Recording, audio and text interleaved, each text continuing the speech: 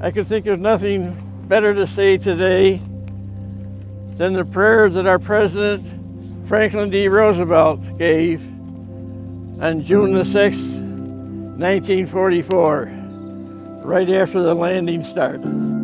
Almighty God, our sons, the pride of our nation this day, have set upon a mighty endeavor, a struggle to preserve our republic, our religion, our civilization, and to set free a suffering humanity. Success may not come with rushing speed, but we shall return again and again, and know that by thy grace and the righteousness of our cause, our sons will triumph. Men's souls will be shaken by the violence of war, for these men must be drawn from the ways of peace. They fight not for the lust of conquest. They fight to end conquest. They fight to let justice arise and tolerance and goodwill among all thy people. They yearn but for the end of battle, for their return to the haven of home. Some will never return. Embrace these, Father, and receive them, thy heroic servants, into thy kingdom.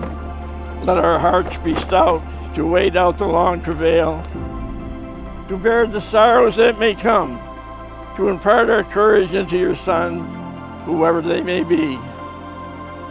O Lord, give us faith. Give us faith in thee, faith in our sons, faith in each other, faith in our united crusade. With thy blessing, we shall prevail over the unholy forces of our enemy.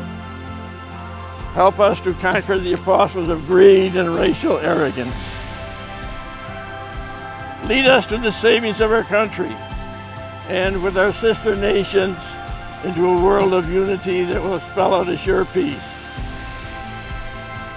A peace invulnerable to the schemings of unworthy men, and a peace that will let all men live in freedom, reaping the rewards of their just toil. Thy will be done, Almighty God. Amen.